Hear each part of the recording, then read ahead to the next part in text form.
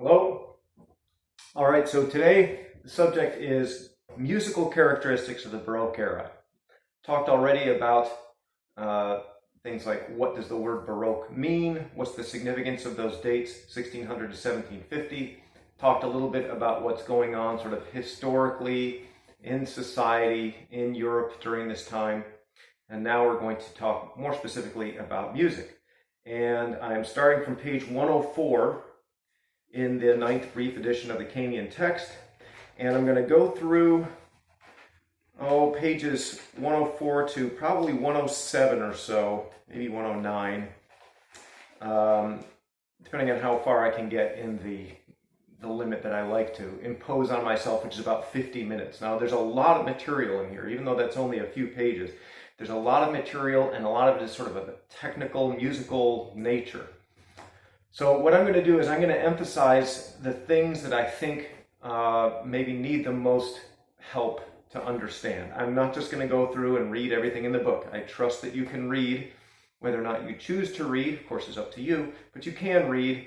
And the stuff that is easier to understand, I might just kind of gloss over. Just because I don't cover something in this lecture doesn't mean that I might not ask about it on the test. I'm just going to lecture about the things which I think maybe need a little bit more help for you to understand. So a lot of this stuff here on page 104 is review.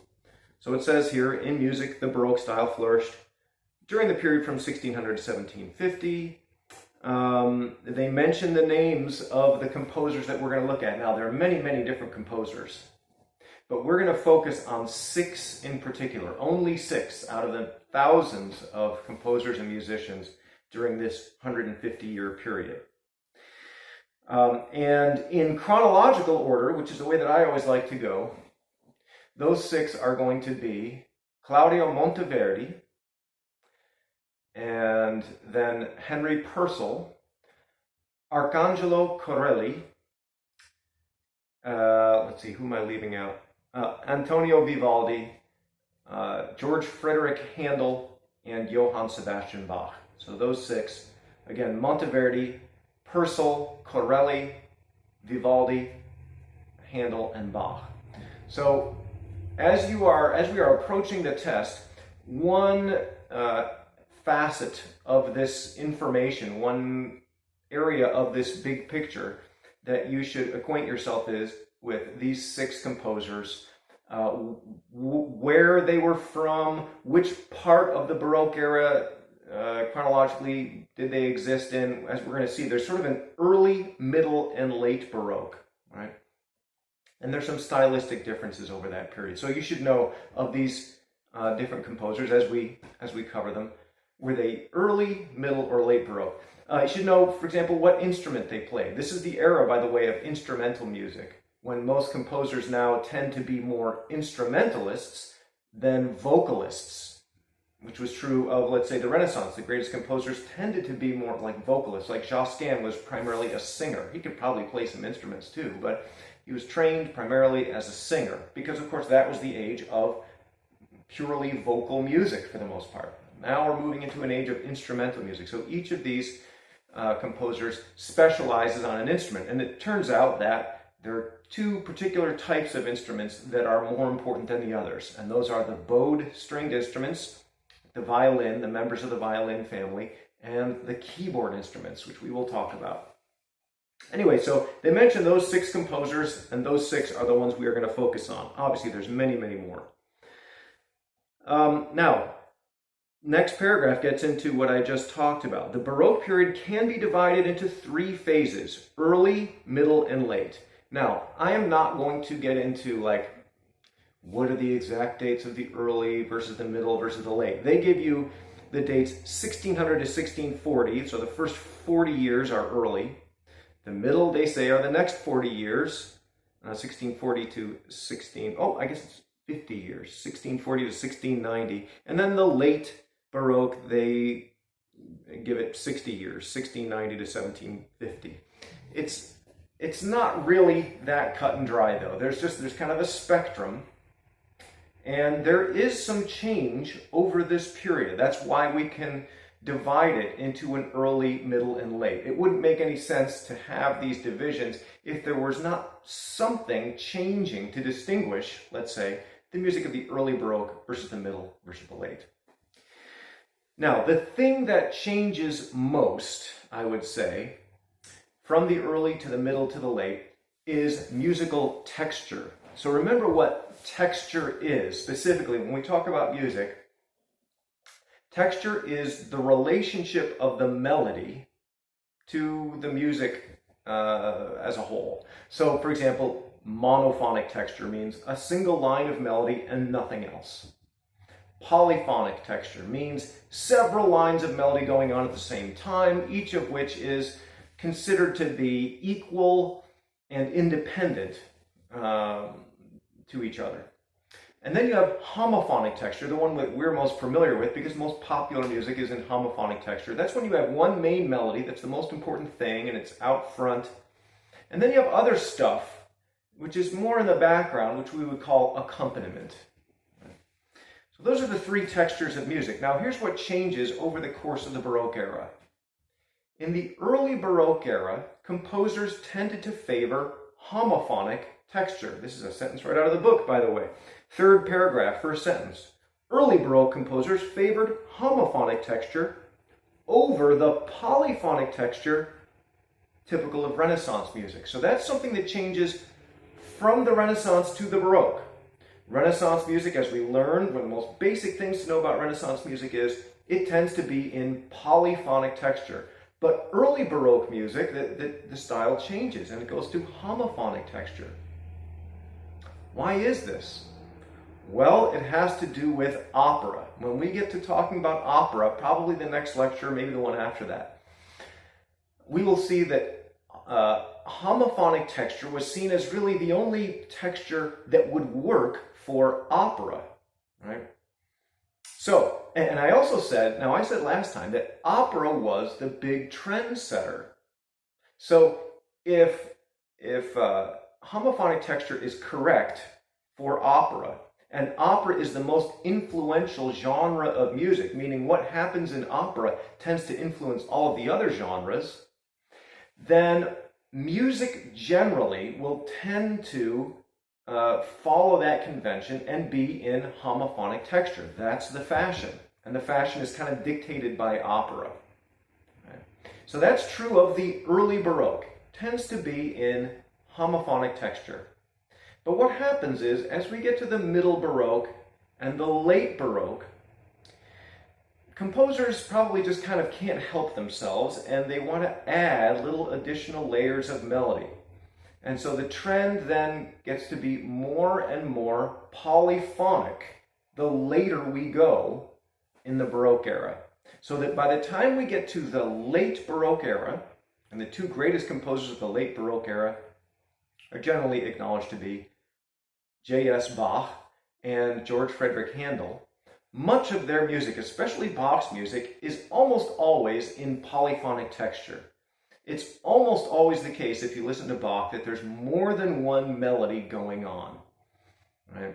So we could probably sort of, instead of maybe dividing it into three and saying, well, this is more, you could think of a trend, okay? Over this timeline of the Baroque era, 1600 to 1750, we start out with homophonic texture being prevalent, but the farther we go, we have a trend that's like more and more polyphony. More and more additional layers are added to the texture so that by the time we get to the late Baroque, polyphonic texture is now the norm. The other trend line that you could put, by the way, over this 150-year period is more and more instrumental music being composed. I mean purely instrumental music without singing, right? Remember, instrumental music without singing was relatively uncommon in the Middle Ages and in the Renaissance. There was certainly instrumental music, but serious composers, for the most part, didn't bother with it, right? But now we are getting to the era in which serious composers do indeed spend considerable time and energy writing purely instrumental music. In fact, by the time we get to the end of the Baroque, instrumental music is sort of like dominant.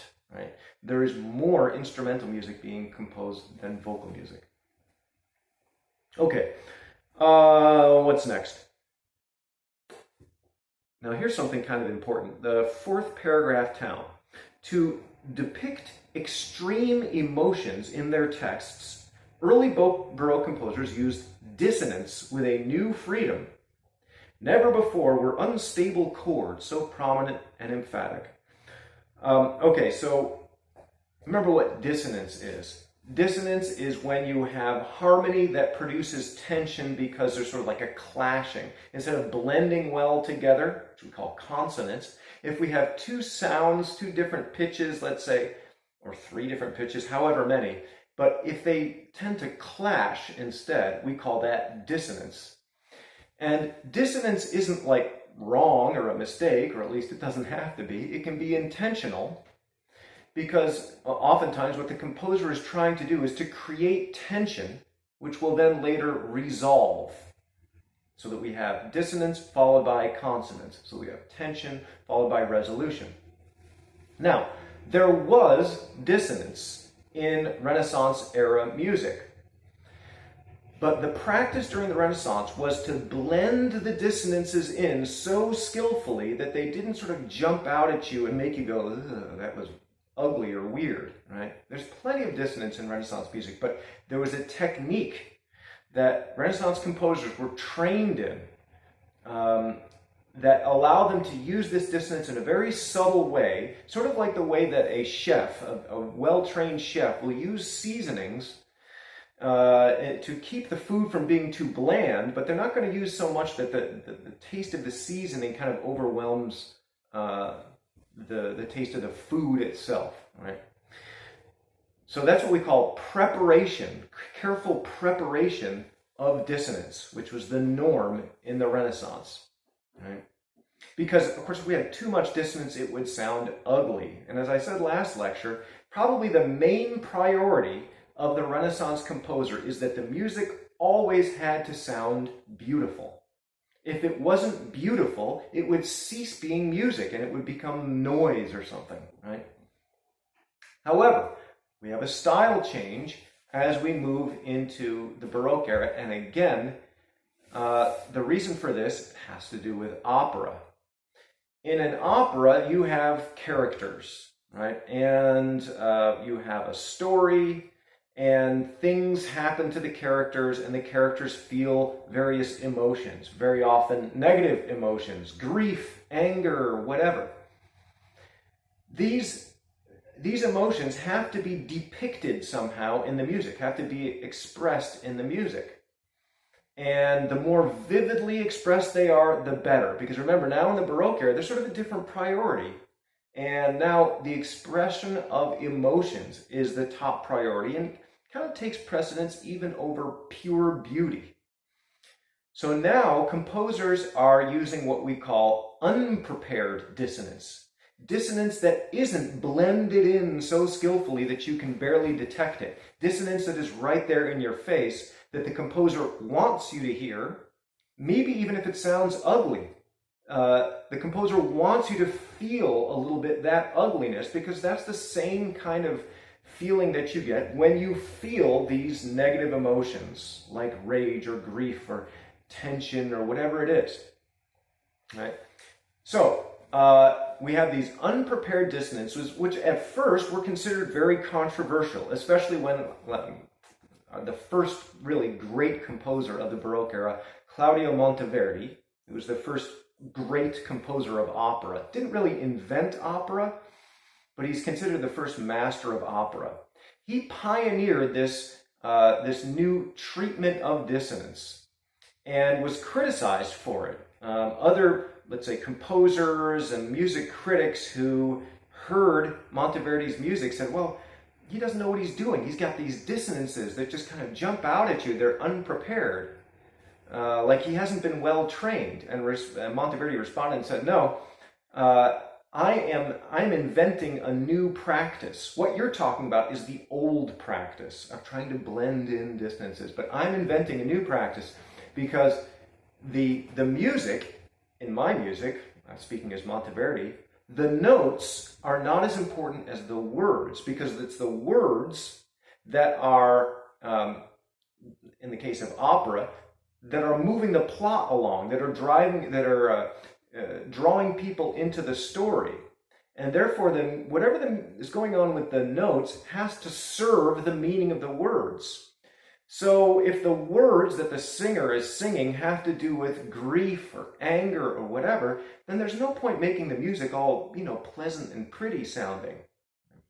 So that's the story behind, and we'll get into this a little bit more when we talk about opera, when we talk about Monteverdi, but just be aware of this very new idea of this unprepared dissonance, using dissonance for expressive purposes and not trying to blend it in or trying to hide it in the way that Renaissance composers did.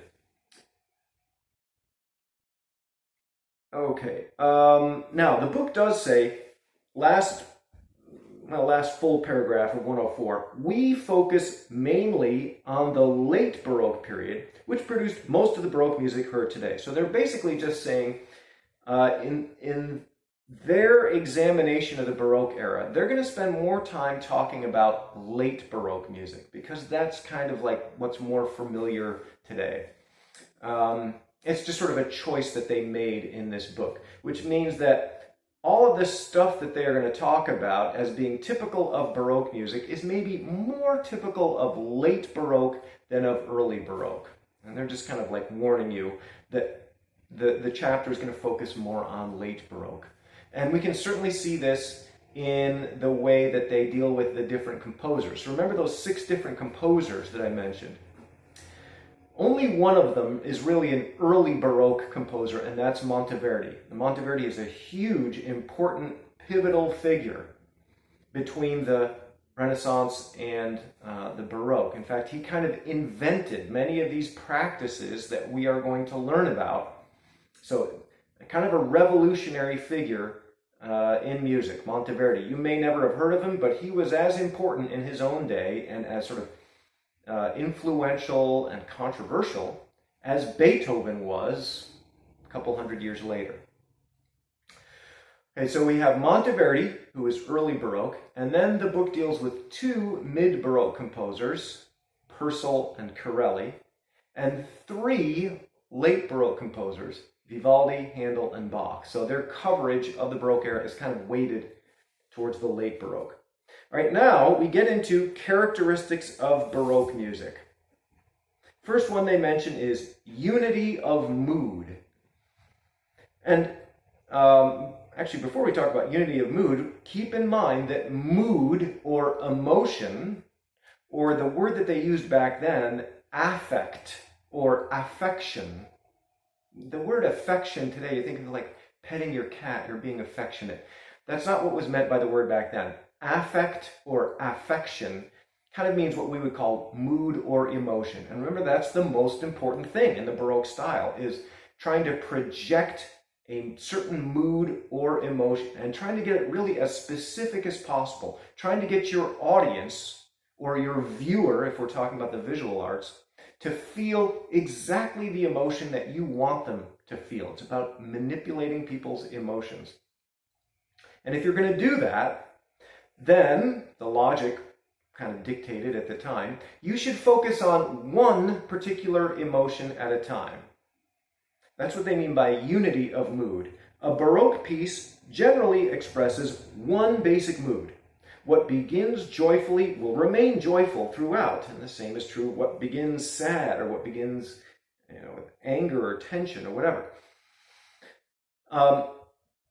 So the Baroque idea was, if you have a piece of music, there's no point like starting out happy and then having it turn sad in the middle and then happy again towards the end, because then you're sort of like pulling your punch. You're mixing your message. Instead, if you want people to feel happiness, you should kind of focus like a laser beam and keep sending that happy signal all the way through, right? Now, there is an exception to this, though. If we are talking about a multi-movement composition. Now, multi-movement compositions are not really found in popular music, but we've already talked about the existence of multi-movement compositions, because the Mass, remember, is a 5-movement composition, because we have 5 different prayers in the ordinary of the Mass. And so in a musical Mass, I'm talking about the musical genre now, not the ceremony within the Roman Catholic liturgy. In a piece of music with the title Mass, you have 5 different movements corresponding to those 5 prayers, and each movement has its own beginning and ending. Similarly, now we have lots of different types of multi-movement pieces as we go from the Baroque era forward, all the way up to the present day. In a multi-movement piece, each individual movement sounds kind of complete on its own. It has a beginning and an ending. But it turns out it's just kind of like one chapter in a multi-chapter work. So chapter is kind of analogous to movement. You could read a book, for example, that has different chapters, and each chapter on its own kind of works, like for example in a novel, maybe the first chapter, if you took it out by itself, it might make a decent little short story, right? But in fact, you read on and there are other chapters. Similarly with movements in multi-movement compositions. So if a Baroque composer is creating a multi-movement composition, you definitely could have contrast from one movement to the next, right? So you could have a first movement that is happy and cheerful, a second movement that is sad and gloomy, and then a third movement which is happy and cheerful again. But within a given movement, you will not usually have very much contrast of mood. We will stick to one basic mood within a given movement. And if we're composing a piece that only has one movement, we're only going to have one basic mood. Okay. They also mention a little bit in this same section, talking about unity of mood, this idea basically of the doctrine of affections. Affections, remember, means moods or emotions. And this was an idea that begins during the Baroque, and again, it really has its origins in opera. And the idea is that composers would have specific musical figures or structures that could be understood by the audience to represent certain specific moods or states of being. Right? And we're talking about just notes now. We're not talking about words. Obviously, we can get the emotions that, let's say, an opera singer is, their character is supposed to be feeling by the words. But what the doctrine of affection refers to is using strictly notes, musical devices without words, to communicate a specific meaning. Now, this goes a little bit against the assertion that I made very early in the semester when I said that music is not a language, because purely musical structures like a scale or a chord do not have a specific meaning, the way that combinations of letters in language can form words which have a specific meaning that everybody understands. As long as we understand the language, we understand that code, we know that C-A-T means a cat and not a dog or a rhinoceros, right? Same thing doesn't exactly apply to music. But what if enough composers consistently use some of the same musical figures in the same kind of context, particularly if it's a theatrical work where we can see something that's happening on stage and then associate it with a certain kind of musical pattern, right? Maybe over time, the audience will come to understand that certain musical patterns can have a sort of meaning. And this practice has continued over into the movies, okay? So we're very familiar with, if we are sitting in the movies, let's say it's a horror movie, and we hear this kind of high dissonant sound. I don't have a piano handy here, but maybe strings or high piano notes, and it's kind of repeated and dissonant, like we might think, something bad's going to happen. It sounds kind of like stabbing noises. There's probably a knife missing from the knife rack, you know. There's these kind of cues that the composer of the film score is giving to the audience, and the audience knows how to respond. We see this all over the place, especially in movie music, right? Well, the movies is really descended from opera. Opera was what people had before the movies, right? We think of opera today as sort of like something that only very high-class, cultured people enjoy. But back then, it was mass entertainment, just like the movies, right? So, anyway, I'm going off on a number of different topics, but over time, composers developed this kind of system where certain musical patterns, like certain types of scales or rhythms or chords, came to be understood to have something like a particular meaning or to signal a certain emotion. I'll give one example of one that we will see in a couple of different pieces, actually, and that is in the Baroque era, and thereafterwards, really, when a composer would write a slow, descending, chromatic scale, especially in the bass line, like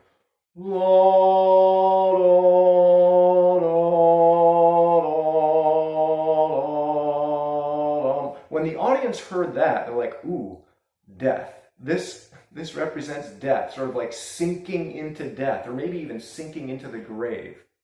And so many composers did this that it was just kind of understood, like, oh, there's the descending chromatic scale. Somebody's going to die, or somebody is dying, you know. So, the doctrine of affections, the idea that certain specific musical patterns or figures or structures could correspond to kind of like more or less definite meanings or emotions. All right, moving on. I'm going to go a little quicker through the rest of these. Rhythm, it says here, unity of mood in Baroque music is conveyed or communicated, first of all, by continuity of rhythm. So if we're going to have unity of mood, what's the best way to achieve this? Well, by having unity of rhythm. So whatever rhythmic pattern we have established at the beginning of the piece, whether it's kind of slow or fast or busy or more relaxed, we're going to maintain that same rhythmic pattern throughout the entire movement or throughout the entire piece, if it's a one-movement piece. And this is the primary way of achieving this unity of mood. And we'll see this over and over again in Baroque music. Melody. It says here, Baroque melody also creates a feeling of continuity. So we can see there's a lot of effort at making things sort of continuous and integrated to project one basic movement. An opening melody will be heard again and again in the course of a Baroque piece. And even when a melody is presented in varied form, its character tends to remain constant. There's a continuous expanding, unfolding, and unwinding of melody. Now what they're talking about here is that, especially the farther on we go into the late Baroque, when especially we see more and more instrumental music, and remember the instruments that are most important are the keyboard instruments and the bowed stringed instruments, we see a lot more sort of like continuous melody. Melodies that are not broken up into phrases as much, but are more like run-on sentences that just go on and on and on. And a lot of this has to do with the fact that we are transitioning from more vocal music to more instrumental music. In vocal music, you need to breathe. Human beings cannot sing if they don't breathe. And that's part of the reason why melodies tend to be broken up into phrases with cadences at the end of those phrases, because we need a place to breathe before we move on to the next phrase. But with instrumental music, we don't necessarily need that. We might need it if it's a wind instrument, but we don't need it for keyboard instruments. We don't need it for bowed stringed instruments. Now, obviously, keyboard player needs to breathe or he'll turn blue and faint and fall over and then the music will stop. But you don't need to breathe in order to make the sounds happen on the keyboard. Same thing with the violin. Breathing doesn't really have anything to do with it in a direct mechanical sense, you know. So as composers write more and more music for stringed instruments and for keyboard instruments, it affects the way that they conceive of music. They start thinking in a more instrumental way rather than in a more vocal way. And what happens is, late Baroque composers, for example, and composers like Handel and Bach, even when they are writing for the voice, they tend to write more instrumentally. They write things that are more natural for keyboard instruments or for stringed instruments, but are kind of unnatural and very difficult for the voice, right? So this is an interesting contrast with Renaissance music. Remember I said that most Renaissance melodies are easy to sing, just like Gregorian chant is easy to sing. Why? Well, in part because it was written for singers in the first place. It was written in such a way as to be easy to sing, so that the people singing it would not have to strain and maybe get out of tune, maybe run out of breath, make ugly sounds, whatever. Right? So since it's written for singers, it tends to be easy to sing. Baroque music, even if it is written for singers, it's written by people who tend to think in a more instrumental way, people who are instrumentalists themselves, like J.S. Bach was primarily a keyboard player, Vivaldi was primarily a violin player. So even when they're writing for voices, they tend to write stuff that is difficult to sing. Here's an example, which I'm going to sing very badly myself.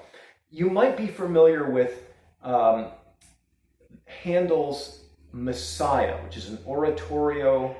You hear it a lot at Christmas. And one of the most famous sections or movements from the oratorio is written for choir and orchestra, and it's the setting of the text, "For unto us a child is born." It goes like this: "For unto us a child is born, unto us a son is given." Okay, not too bad so far. But then it gets into this stuff. "For unto us a child is born."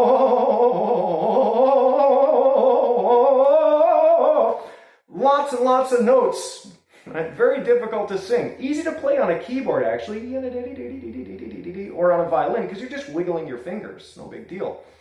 But difficult to sing, right? And difficult for a big choir to sing and stay together. So when you hear people singing that and they do it well, that's really a serious accomplishment.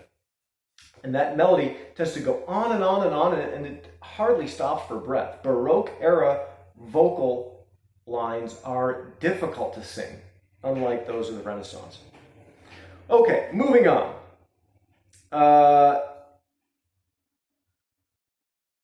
Dynamics. Okay, so this is kind of an important topic. Dynamics, remember, refers to degrees of loudness or softness. What we see in the Baroque era is the use of what we call Terrace Dynamics, meaning dynamic changes, let's say from loud to soft, or from soft back to loud, tend to happen suddenly and abruptly, which gives us kind of a terrace effect. A terrace is sort of like a staircase, maybe one that's been sort of drawn out, so that you have different discrete levels, right?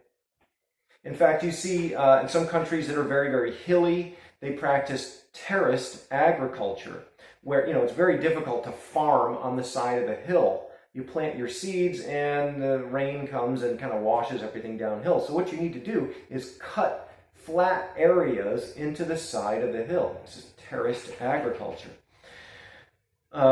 So terrace dynamics refers to sudden changes from loud to soft and back again.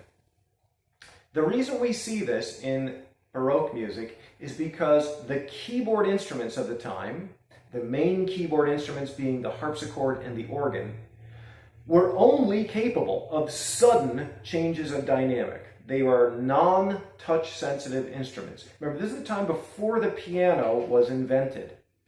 In fact, the piano was invented later on, really in the late Baroque era, but it didn't really catch on until the Baroque era was basically over. The piano was invented specifically to address this problem, to create a touch-sensitive instrument so that you could make crescendos and decrescendos, gradual increases and decreases in volume. But we didn't have that in the keyboard instruments of the Baroque. And since the Baroque keyboard instruments could not make these gradual changes of dynamic, they could only make sudden changes, like by pulling on a knob, basically, which would engage more pipes or more strings on your organ or your harpsichord. That's where we get the expression, by the way, pulling out all the stops. If you're playing an organ and you pull out all the stops, you're basically turning the thing up full blast, but you're making all of the notes louder all of a sudden, or softer if you push those stops back in. You cannot control the dynamic level of an individual note by pressing harder with your fingers, the way that you can on a piano.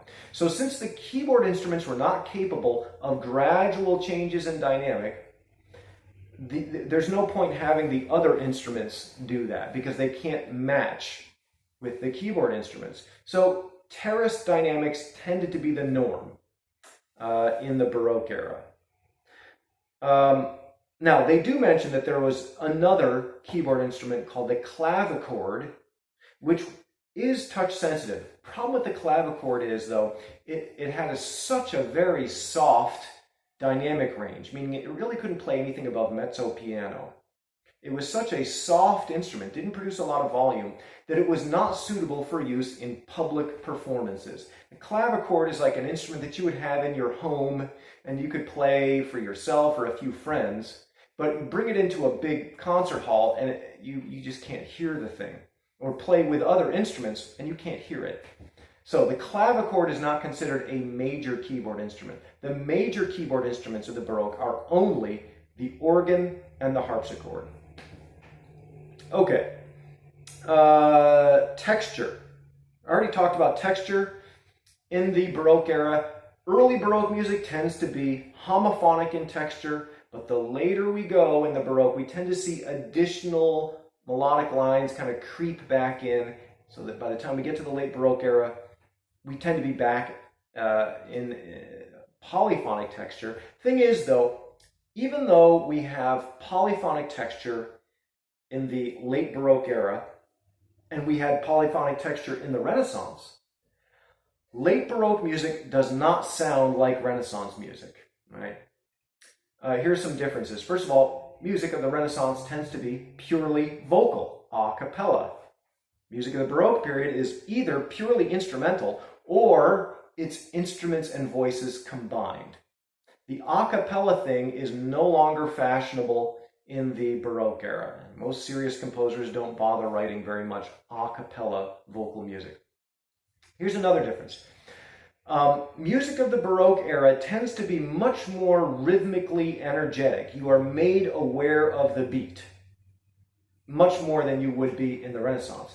Now, that's not to say that necessarily that someone is pounding out the beat on percussion instruments. We still don't see a lot of percussion instruments being used on a regular basis in the Baroque era, right?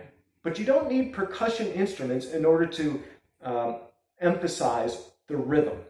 In fact, let's go back to this section on rhythm here, this little paragraph on rhythm toward the top of page 105, where it talks about unity of, or continuity of rhythm, reinforcing unity of mood. It says here, the rhythmic continuity of Baroque music provides a compelling drive and energy. The forward motion is rarely interrupted. The beat, for example, is emphasized far more in Baroque music than in most Renaissance music. So this is a characteristic that is different from the Baroque compared to the Renaissance. Okay, now, this next thing, chords and the Basso Continuo. Now, what I'm going to do is, I'm going to a little bit depart slightly from, well, actually, I'm going to present the same material that the book does, but maybe in a different way. There are 3 terms that we're going to learn, all of which have something to do with bass or basso, which is just the Italian word for bass. These 3 terms could be potentially confusing. Like when you see them on the test and it's a multiple choice question, well, wait a minute, these 3 terms are kind of similar. Which one means which? So I'm going to teach the 3 of them kind of side by side because they are related to each other, but they're not exactly the same thing. So I want to make sure that I get each of these 3 very clear.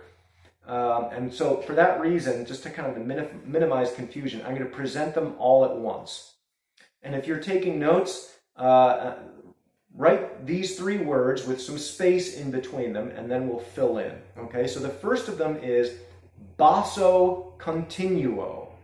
Right, so write Basso Continuo. And then the next one, figured bass. Figured bass. And then the final one, Basso Ostinato. O-S-T-I-N-A-T-O. Basso Ostinato. Okay, so those are the three terms that I'm going to explain here. First one, Basso Continuo. The way to think of Basso Continuo, the way the book describes it, it's like the rhythm section of the Baroque era. Okay? Think of, if you were to go to a concert by one of your favorite bands or groups or whatever, or if you were to go to, let's say, almost any kind of genre of popular music, let's say jazz, blues, rock, country, whatever. If you go hear a live band playing, they will probably have a rhythm section. Who's in the rhythm section? The drummer, the bass player, providing the bass line, and also maybe a rhythm guitarist whose job is not to play melodies or solos, but to play chords. He's part of the accompaniment, right? Or you might have a keyboard player that is playing chords, who isn't there necessarily to show off or play solos, but to provide accompaniment, to provide harmonic support and background, right? We have the same kind of thing in the Baroque. We don't call it the rhythm section, we call it the Basso Continuo. It's the same thing. The only difference is there's no drums, right? Remember I said that percussion instruments are not a big deal yet in the Baroque, but we do have somebody playing the bass line and somebody playing the chords, and they are usually two different people. So the Basso Continuo is like a rhythm section consisting of usually two different people. One of them is going to be playing the bass line, most likely on a cello, which is the low-pitched bowed stringed instrument that you hold between your knees. Right? And then the other one is going to be usually a keyboard player, either harpsichord or organ. And they are just going to be playing the chords. Now, they might just be playing the chords themselves, or they might be playing the chords with one hand, the right hand. That's my right hand. And the bass notes with their left hand. Now, those bass notes that they're playing with their left hand are the same bass notes that the cellist is going to be playing. But that's okay. We can reinforce that a little bit so that everyone hears that bass line clearly. Now, it's also possible if you are playing the organ, you can play the bass line with your feet and the chords with your hands. So there are different possibilities.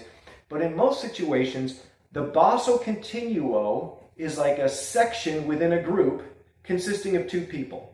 One of them is supplying the bass line, the other one supplying the chords.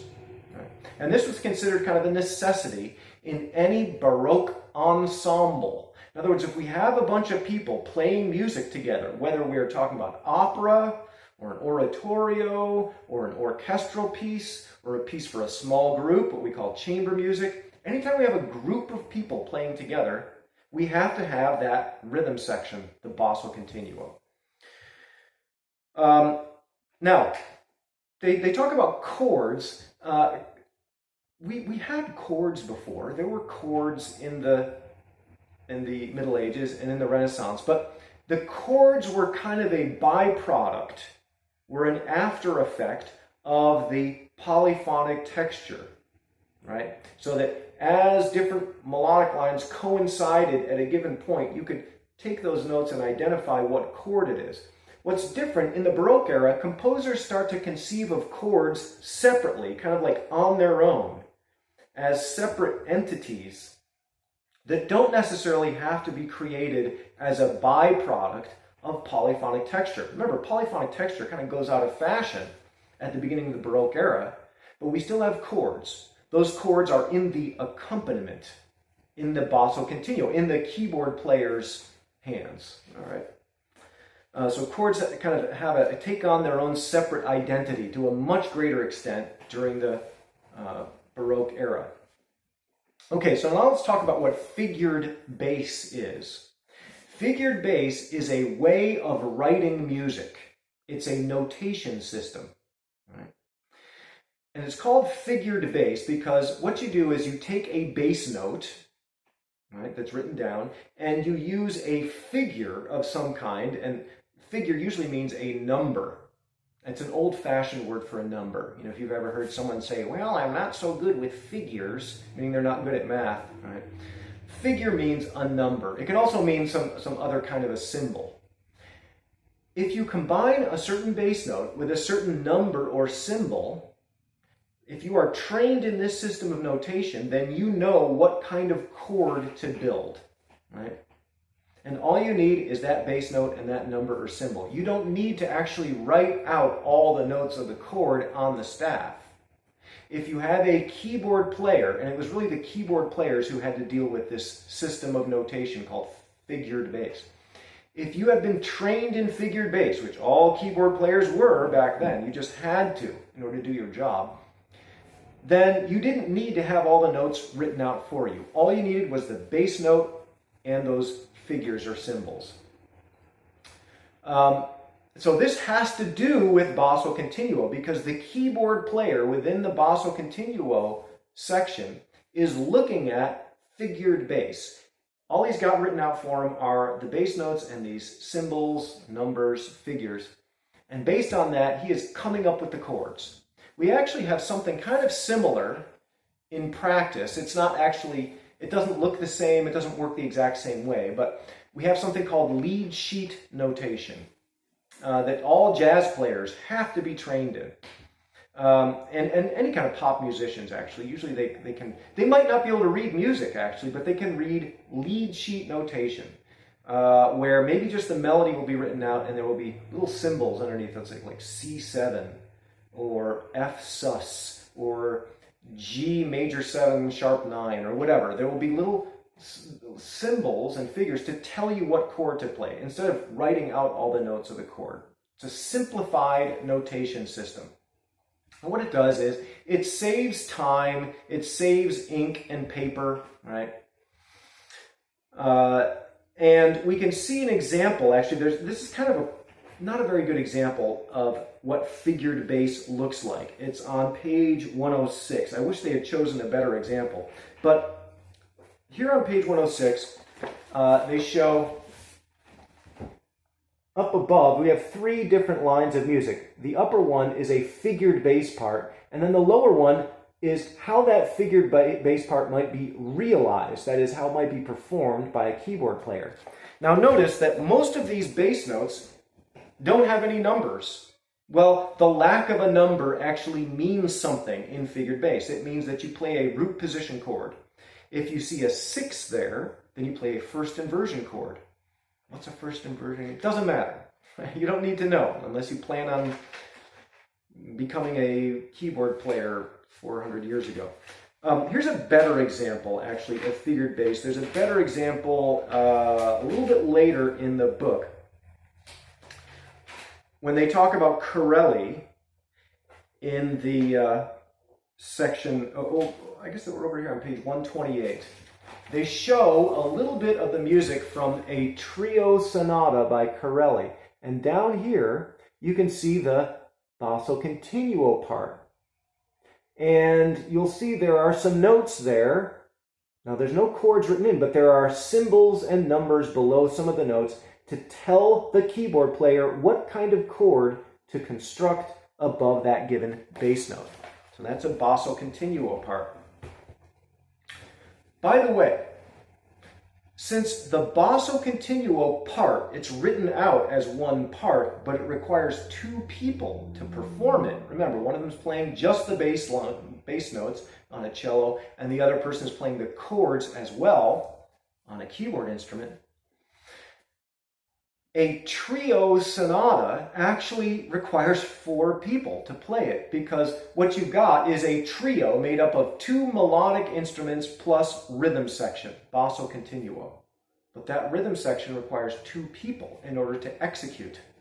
So a trio sonata of the Baroque era requires 4 performers because of the fact that Basso Continuo, although one part written into the music, requires 2 people to perform it.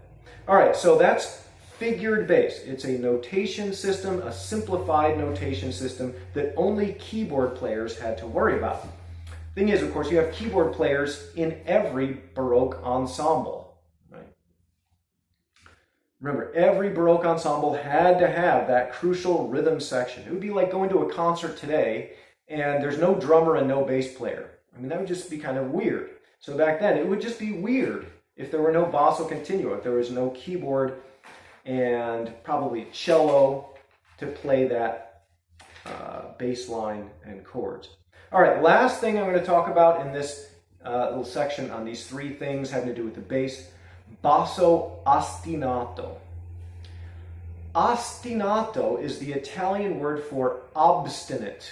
What does obstinate mean? Stubborn. So Basso Ostinato means stubborn bass. And this is when we have a pattern or a melody in the bass line which repeats over and over, stubbornly. Now, don't confuse this with Basso Continuo. Basso Continuo is the rhythm section of the Baroque era. Basso Ostinato is a technique within a composition which a composer may choose to employ. Actually, ostinato is a technique that we find all over the place in music history right up to the current day. These days you might call it a hook or a riff or a groove or something like that. Right? Every Led Zeppelin song has some kind of ostinato pattern that repeats over and over again.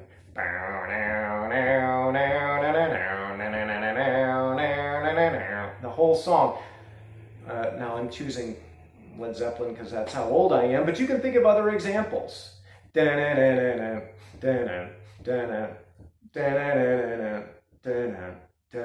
an ostinato. That's all that it is. It's repeating obstinately or stubbornly. Remember, it helps to remember what these words mean. Don't think of ostinato as some foreign word that begins with an O. It's just the word obstinate. They just spell it differently and say it a little differently in Italian. Right? So grab onto the whole word. Don't just look at the letter O. Ostinato means obstinate. Okay. Bottom of page 106, the last thing they talk about here, words and music. Nothing new here, really. They're talking about text painting. That is, composers in the Baroque, just like their counterparts in the Renaissance and the Middle Ages, whenever they had vocal music, music with words, they would try as much as possible to find places where they could highlight the meaning of the words musically. Right? And we find lots of examples of this. I will point up some of these examples as if we encounter them. But this is really something that is not new and something that is not different from the Renaissance or the Middle Ages. Composers have always tried to match the meaning of the words with what they are doing with the notes, whenever it's possible to do so, to try and highlight the meaning of the words.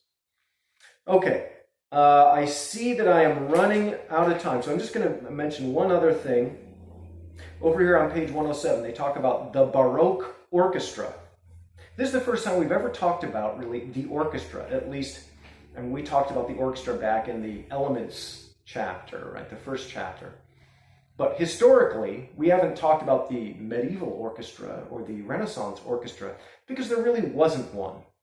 There was instrumental music, but there was no kind of like standard arrangement or like team with certain positions or certain standard instruments that was understood to be like the orchestra. It was more like just whatever instruments you've got, just bring them and we'll figure it out and make it up as we go along. No, in the Baroque era, there was kind of a standard format came to be, and we call it the orchestra. Now, the Baroque orchestra is not the same, however, as the modern orchestra.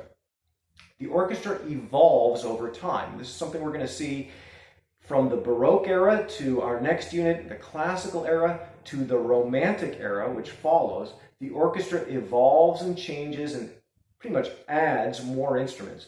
The Baroque orchestra is sort of the core of the modern orchestra, and it consists of just the bowed stringed instruments plus a keyboard. We need to have a keyboard, remember, for the rhythm section, the Basso Continuo. But otherwise, it's all basically different members of the violin family. Violin, viola, cello, and bass. No woodwinds, no brass, no percussion yet, at least not standard. Composers might add those instruments on a sort of an a la carte basis. Composer might say, this one needs a little something, maybe I'll add a trumpet. But it wasn't a standard part of the orchestra. That means that the Baroque orchestra had kind of a one-dimensional sound. It only had that bowed string sound, plus a little bit of harpsichord in the background, providing the chords for the Basso Continuo. And it was a small orchestra. A typical orchestra of J.S. Bach's day would be maybe a dozen people, like 20 people. That would be a pretty big orchestra by late Baroque standards. Okay, so next time we'll start to talk about Baroque forms and also Baroque genres. So when they talk about Baroque forms here, what they're really talking about is genres. And genre and form are not exactly the same thing. But I will leave that for next time. Maybe I'll start the lecture with that next time. Genre versus form. We're going to learn about lots of different genres. And we're also going to learn about different forms which may be found within those genres. So we're going to start looking at specific different types of pieces. That's what we mean by genre. Different pieces with different titles, for example, maybe for different purposes. But then also different forms, that is, the way these pieces are actually constructed, right? So you can think of, for example, genre versus form. It's sort of like you can have a building that is built in a certain way. It has, a steel frame and it has, gables or whatever. It has certain structural units. But the genre is like, is this building a house? Is it a post office? Is it a grocery store? Whatever. That's kind of like the genre, which is distinct from the form. Okay, so next time we will begin to talk about different forms and genres. I might talk a little bit about this section of music in Baroque society, but actually I've already talked about this quite a bit in our background historical discussion, so I might not get into this too much. This is more like stuff that you could probably read and understand on your own. This is more like social studies than musical technical stuff. I think what we need to do is get into the musical technical stuff. So I'll talk about different genres and forms, and especially I will start with opera. So start reading the section on opera if you haven't already, and I'll see you next time.